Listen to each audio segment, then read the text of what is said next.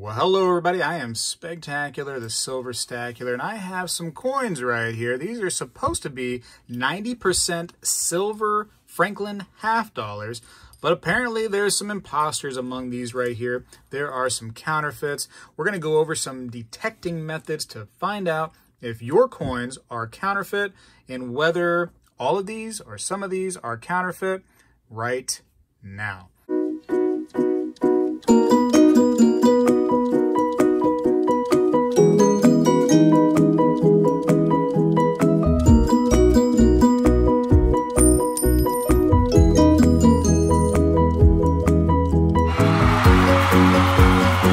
All right, so I do have a letter from a fan who sent me a couple of these, and I'm going to go ahead and read this off to the best of my ability. This comes from Rick, and Rick says, Speg, I purchased 4 Franklin halves on Macari. I'm not sure what Macari is, but you might want to be careful. I'm going to move this a little bit so you can try to look at these while I am doing this.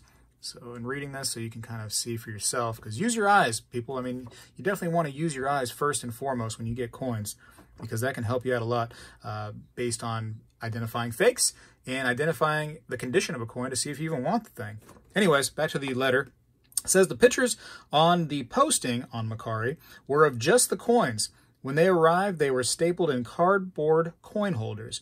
My guess, the seller was hoping that they could prevent me from inspecting them. I'm newer to the stacking community and appreciate the content that you share. Sending you two of these coins to share with the community. The weights are close to 12.5 grams and they passed the magnet test. I received a refund immediately after filing a return request and submitting a few pics. A veteran coin collector could probably tell right away from the pics, but it took me getting them in my hand to figure it out. God bless Rick. So thank you very much, Rick. All right, so Rick said he tested them with a scale. So right here I have a digital scale. We're going to do that. And he also did the magnet test. So I have some rare earth magnets here. We're going to do that. And we're going to do some other tests too. I got things like this little, space-aged ping tester right here. This is fancy looking, right? I got that. I'm going to show you that. And I'm going to show you expensive tests, cheap tests, and show you some things you can do. I got some digital calipers here. We're going to identify which one of these sons of guns are fake. First, let's go ahead and weigh them. Spoiler alert, these two right here are the counterfeits. And here's a close-up, 1948 and a 1955. So Franklin halves were actually minted from 1948 to 1963. And then after that, they had the Kennedy half dollars. So you can see the 1948 is kind of swiped, kind of like almost like clean looking. And there's the reverse on them. I mean, just by visual, they kind of seem a little on the thick side. I don't know, but they have a funny look to them too. These are legit Franklin halves, and here's a legit one here. It's kind of dirtier, but you can see the color is different, right? This looks like an actual coin, whereas these just have like a real dull color to them. Anyways, use your eyes for sure. All right, so let's start with the scale. Let's weigh a couple of these, and we'll weigh one of the real ones too. They should come in at 12.5 grams. It is set to grams right there. And here is the first one.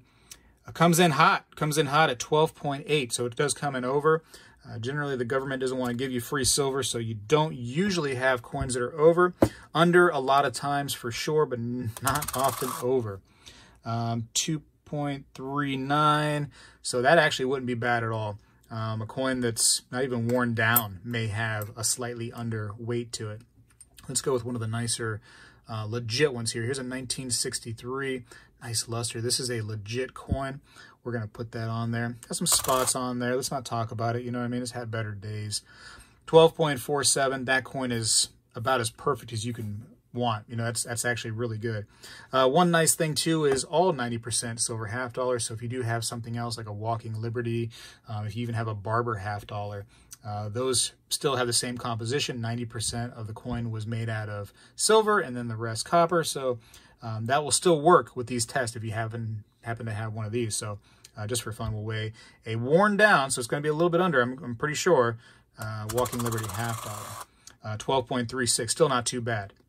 Still not too bad. So one was over, one was under of these counterfeits right here on the weight test. The over definitely is a red flag for me. Next, I want to go ahead real quick and use some digital calipers. These are pretty cheap. I think like 20 bucks at Lowe's or Home Depot, one of the two. But we got it set on millimeter, and well, I got to zero it out. Stop moving. All right, there we go. These should come in at about 30.6 millimeters thick. I think 30.61 is what the book actually says. And I'll talk about the book here in a minute, how that can help you. So we're going to, oops. Be careful when using metal calipers when you're measuring things because coins will get scratched easy on the metal. So be very, very careful. This could not be more perfect. I mean, this is 30.61, and I think that's what I said, right? 30.61 is what they say it should be. So the 1955 is like spot on right there. That's really good. I don't think we're going to get a legit coin to come in that good. Let's go with the next. Hold on. Okay, stand by. Got to get it perfect. This comes in light. This comes in a little bit on the less side there. Oh, no, I just didn't have it on there good. Hold on, I'm trying. There we go. All right, so 30.51 is where the 1948 comes in at. So a little bit less, but still not awful. Let's try one of the legit coins. We're just going to try this one right here. And you know what, for the sake of being the same, let's go with the same coin over and over again. This is the 1963. And we're just going to be very careful because this is a legit coin. I don't want to scratch it up. And it's not in the worst condition either. So 30.37. So you almost think that the legit coin is fake by this test, right? I mean, it's a little bit shy of that. And I'm not going to test the thickness of the real coin because I don't want to scratch it at all. I'm not going to do that with this, but we are going to test the thickness of these fakes just to kind of record it. And we are at, let's see. Well, thickness, it should be what, 2.15 or so. This comes in a little thick at 2.27. And this one is a little thick, about 2.26. Very interesting. So they are pretty thick. They are actually a little too thick. Let's test one that I'm not worried about too much. Well, let's test this Walking Liberty. This doesn't have much numismatic value anymore. It's kind of worn down. It's got even some pitting to it, so we can test this one. I'm not too worried about scratching this one up extremely bad. So and you can even see that it has some wear to it, and you're talking, it's even hard to, there we go. 2.08 is where this one's coming at. 2.08. So again, it should be 2.15 with a little bit of wear. This is what you should expect instead of over thickness with these, counterfeits. Let me talk real quick before I keep going. I know I talk a lot, but I feel like this is kind of information for all levels of collector to try to help them out. Metals cannot be the same, right? Every metal is a little different. And what do I mean by that? I have some visual examples for you right here on my table. These are all different metals. I have 6 of them right here. And you can see that there are some differences, right? Some size differences. But actually, what's interesting about these metals, can you guess? Every single one weighs exactly the same. How's that possible, right? Every single one of these is actually a troy ounce. You got magnesium, aluminum, rhenium. Rhenium's cool. Look how little rhenium is compared to magnesium. But they actually weigh the exact same. They're both 1 troy ounce. But there's definitely a size difference. And so that shows you that no two metals can actually be identical. So why is that important? Because if the counterfeiters are putting metals into these coins, and they're not trying to put silver because silver has some value, right? They're trying to shy away from that and get you some cheap metals and just pass these along and try to make a buck off of you. So they're not going to be able to get the exact dimensions that they would be able to get if the coin was actually 90% silver and 10% copper, like the mint intended for them to be. So let's put these right here away as a visual. I think that's a great visual kind of representation of how all metals are different. So that being that, he did say he used a magnet, and the magnet was not conclusive. There was nothing quite on there.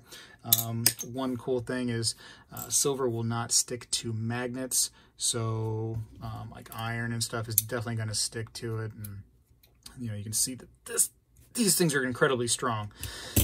but it shouldn't have any effect according to him. So he said he already tried this, and yeah, it's not sticking, and it won't stick to you know, old silver coinage that is legit either. It's not the same. One effect that these things do have, is that they kind of react with silver, but not to the degree that they stick. They kind of well, I'll show you. So copper has this effect too, so you got to be careful with this particular test. But there's a test where you can do like the slide test and kind of get it at a little bit of an angle here and slide the magnet down, and it should kind of slowly slide down. This one kind of stopped. I don't know if that was a fluke. Let's try it one more time. It does kind of stop, but it doesn't stick. I wish you could feel this. Let's try it. Very interesting, huh? Kind of stalls out right there in the middle section. I wonder if there's just the slightest little bit of iron in there or something. I've never actually seen one to where it will stop like that without it actually sticking. Very fascinating. So let's actually go to a coin that is legit and is 90% silver. I'm going to show you the difference here, and we'll see, like, boom, it comes right down. But there you go. And you're actually supposed to have like a 45-degree angle, and you can see there's kind of a slow ride, take it easy kind of approach right there. Bada bang. And one more time with one of the counterfeits here. It just stops. It's so weird. It should slide down, and it should slide down very, very slowly. I have other videos where I show a magnetic slide. I don't want to show every single test I ever show every single time, but we'll use that slide again sometime. But with that, go back to those videos if you've never seen one, the magnetic slide, and you can see a coin going down there very slowly if it's actually silver. It's kind of fascinating. I'll bring it back out again sometime, I promise, but not this time. This time we're doing things a little different. Okay, I do want to mention, before I get into these space-aged, crazy-looking machines, what are these even for? We're going to find out. I do want to talk about the Red Book being a great source of information for you. As far as pricing, a lot of people don't recommend the Red Book. It gives you an idea of pricing, but there's better resources than the Red Book for pricing. What it does really do a good job at is information for coins. You can find out right here. It says the weight of the Franklin halves, when they were minted, what they're supposed to be made out of. I mean, you get so much information. It even tells you the diameter, what the edge is supposed to look like. And one interesting thing, if you don't have other methods, and let's say you don't want to go out and buy the scale or the digital calipers, I mean, you want to be a little bit lazy. One cool thing you can do is you can take a coin and put it up to the pitcher. So believe it or not, the pitchers in the Red Book are to scale. They are actually the size of the coin. So if you put your coin here, you should see that it is now kind of covering that image perfectly with the coin, because that is the right size. So you can tell that the diameter is right. We're going to try one of these. Now, again, the diameter was pretty much spot on these, so it shouldn't be too different. But if you have a coin that you put up to the Red Book and it's maybe like way over or way under, little cause for concern. It's a little bit off, but not too crazy. But it's just, an interesting little fact for you right there that you can use the Red Book for that. And it gives you, like I said, a lot of good information. All right, let's go to these weird-looking space-age things right here. So these are actually a lot of fun. These are the coin ping testers. And there's that right there. And I love these. These are interesting because, okay, so you can use your finger for this particular test, and I'm going to show you that. What you do is you balance a coin on your finger, and we're listening for a sound, a certain sound that these coins put off, and we can just do that here. And it is totally free to do it that way. I mean, you just use your finger. A lot of times, though, in my experience, what I do is I use my finger and the thing's falling. The coin may not get the same sound, the same time or the same way. It's not that great. If I want to try to balance more than one so I can quickly do two different sounds, it's a good test, don't get me wrong. It's a free way of doing it. But I think that if you actually had this cool little machine, which I'm going to show you, and I call it a machine, but it's more just like a little tool, and they're super cheap. I'll actually put a link down in the description if you want to check one of these out. It is the Pocket Pinger Coin Ping Test right here. So I'm going to show you how to use this. It comes with these little knobs right here, so it actually keeps your coin pretty safe. If you have a coin that's seriously on like the super valuable, and you know, I probably wouldn't use anything, even my finger on that coin, to be honest with you. So just be careful in that aspect. But I'm going to use, boom, I'm going to do this. I'm going to put a legit one on this other one. I happen to have two. I'm going to show you how this thing works. I like these things. All right, so I have two of these little testers right here, these little gizmos, and they do have these little beating sticks you can use with them. You can just kind of tap your coin, or you can just take your finger and kind of flick it. I'm just going to put two of these together here so we can hear the different sounds. So again, fake Franklin, real Walking Liberty, and we're going to go ahead and ping both, and we're going to hear the sound. Ready? Can you even hear that? One more time. Kind of dull sound. Here's a legit Walking Liberty $50 and 90% silver.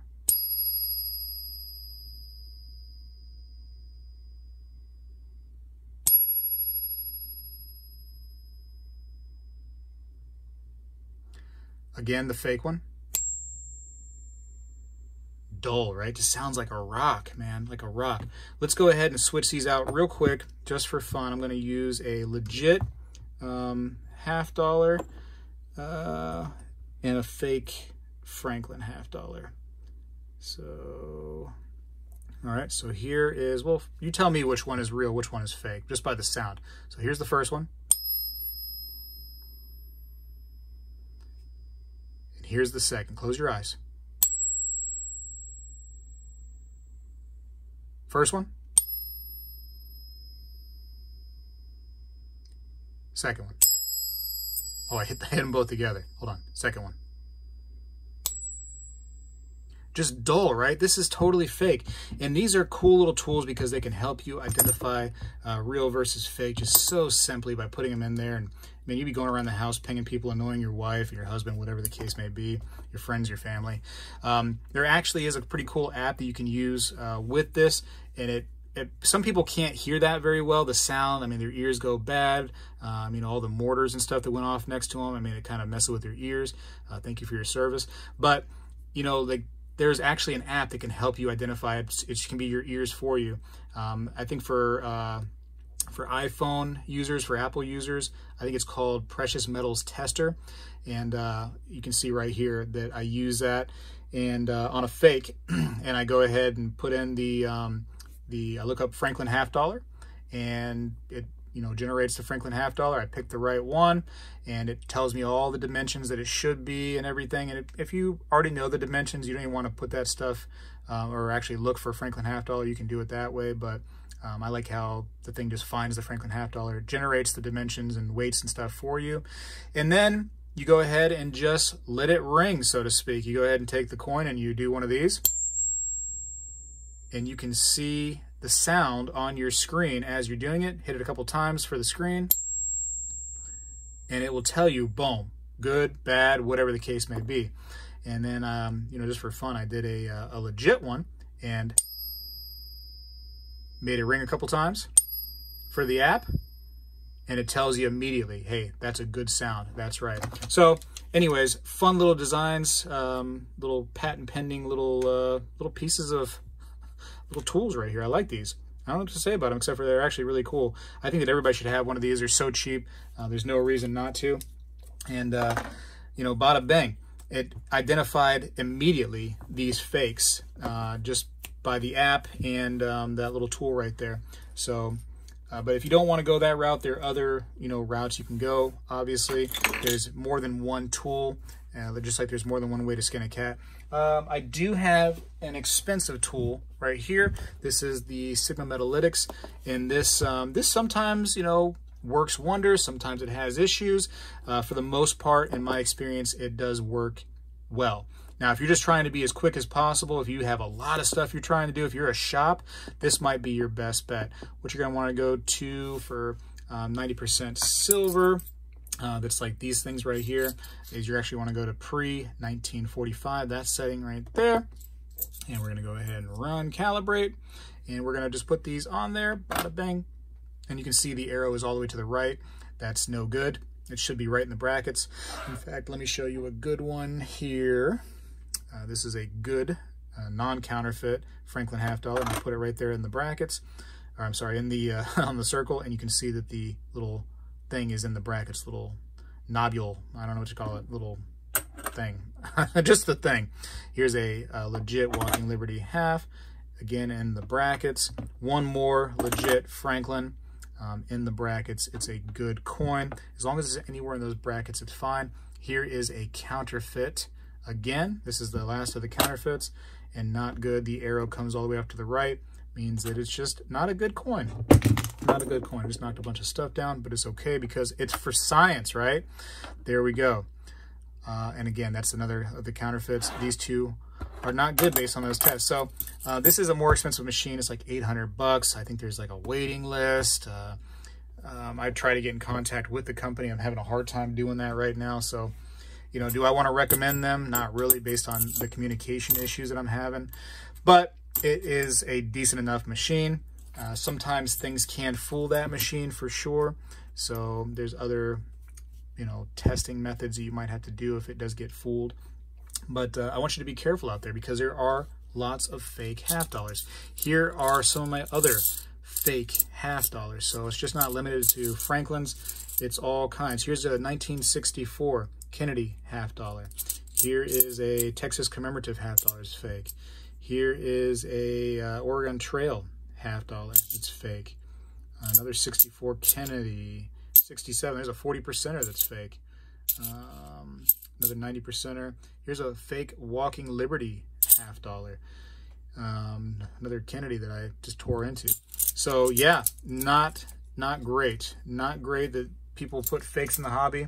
I can't stand them. If you have fakes, man, send them to me. Let me destroy these things. And I got more fake videos coming, believe it or not, because people have been sending me their fakes, and I want to help you all by showing you kind of like, you know, how to detect these things and how to save yourself some money. Because first of all, it's embarrassing. It's embarrassing when you get a fake and you didn't know, and then later, a year, 2, 3 years down the line, when kind of, you know, you can't really go back to the company you bought it from and say, hey, these are fake. That deal has kind of ran out. It's embarrassing to just be stuck with these things. I mean, what are you supposed to do with them besides send them to Spegtacular and have me show people and you know, kind of kill them? It stinks. It's not cool. It's wrong to collect fakes, in my opinion. You shouldn't be doing it.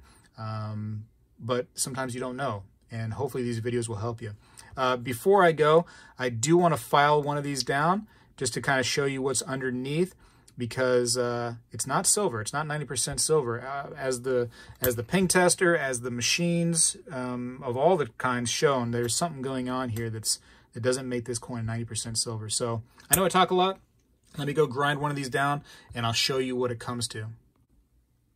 All right, so now I did jack this thing up quite a bit. I punctured it with a nice F mark right there for fake.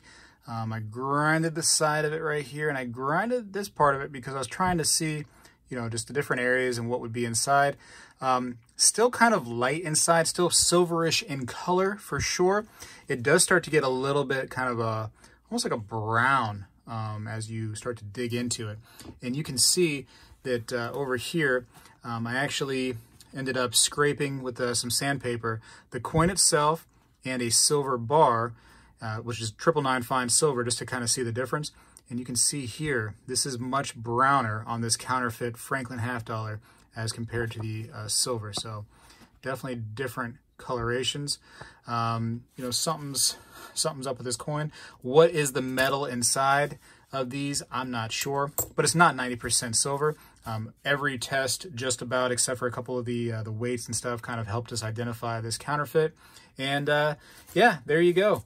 Some things you can do at home to kind of identify these things, and some things you can also pick up for not very much money. I mean, these are cheap. Calipers are cheap. Scale. You should have most of this stuff in your inventory anyways. I recommend everybody get one of these little bad boys. I'm going to have these on the channel a little bit more because I think it's neat. The app is actually a lot of fun. And yeah, there you go. Hopefully you enjoyed this video. Hopefully you understood that it's long-winded because I kind of try to, you know, help a lot of different people out. I try my best. And, you know, I have to appeal to collectors and at all stages. And we got to help people out, right? So, hey, thumbs up if you enjoyed it. Share it with your friends and family and anybody who likes coins. Show them that they got to be careful. Even just simplistic, just half dollars. Because these had really no numismatic qualities to them for the most part, besides they were 90% silver. These are being faked out there. A lot of this stuff comes from China, and you know, we got to be careful. We got to be careful where we're buying from. Trust reliable sources. Buy online if you're going to, from reliable places. Buy in person from reliable places. Ask questions. Don't be afraid to say, hey, how do you test your stuff? Can you show me? You know, maybe don't test an entire, you know, $100 face value bag of Mercury dimes, because that's what a pain that's going to be for somebody you're buying it from. But you know, don't be afraid to ask those questions. How do you test? How are you sure these are legit? Where do you get your stuff from? Are they reliable sources? Blah, blah, blah. Anyways, I got to go for now. Appreciate you watching. Spegtacular is... wait, I am out. Yes, but since you waited and I said I wasn't going to do it, I am going to bring out the Widowmaker. So if you got just a couple more minutes, feel free to watch this. And if you got to go, I understand. I totally understand. But the Widowmaker is coming out. Ooh-wee, huh? Widowmaker is dusty. We didn't get it out for a long time. Look at that dust. Ugh. All right, we're going to just go ahead and put this all over the room, because why not, right? That's where dust belongs, is on everything except for the Widowmaker. So there we go. We've dusted off the Widowmaker to some degree. It's sticking to all kinds of stuff in my little workstation here, but that's okay, because it's for science. Science, right? All right, so we have the fakes. And we're going to go ahead and slide these down. And, no, are we going to slide them down? Ooh, look at that. The rare earth magnets are actually causing it to stick. Now, it's not sticking to the point where I just can't take it off, but it is sticking to some degree. It's not supposed to be like this at all. And we identified that with the little magnets. So, hey, get yourself one of these rare earth magnets for sure. One of these really powerful ones, these larger size ones, because you would find out right away that this right here is not... doing the right thing for a magnet test. And there's another one that's a counterfeit. They're trying, look, and I'm not touching them. I mean, it's just, they're just barely getting stuck. That's fascinating. I've never seen that before in a counterfeit, ever. Interesting. So I'm going to try real quick to show you what legit ones do while I'm watching these ones try to unstick themselves. And here is a legit, well, shoot, how am I going to do this? I got to move you guys. Sorry, you're taking way too long on the Widowmaker. And here is a legit, and you can see the speed these actually are supposed to go down. Very slow. This is a pretty steep little angle here. And you can see the fake ones, which they just got stuck. And there you go. Anyways, that's the Widowmaker. Just thought I'd bring it out, and I'm glad I did. It's so dusty. But, yeah, man, the slide is kind of a fun little... Oh, there it goes. There it goes trying again. It's trying to move. It's a fun little thing to do, but there's so many different tests out there. Make sure you're testing your stuff. Don't just assume that everything is legit. You know, look at it. Ask questions, like I said. And better than anything else you can do is share this video, right? You got to share with others. Let people know that there are fakes out there. But it is still a fun hobby. Don't let them be so scared that they can't get into it, because we got methods we can use to test stuff. Anyways, I'm so long-winded. I apologize. Spegtacular, this guy down here, you can't even see me. Hold on. Let me just make a mess, because that's what I do out here. I make a mess. Spegtacular is out.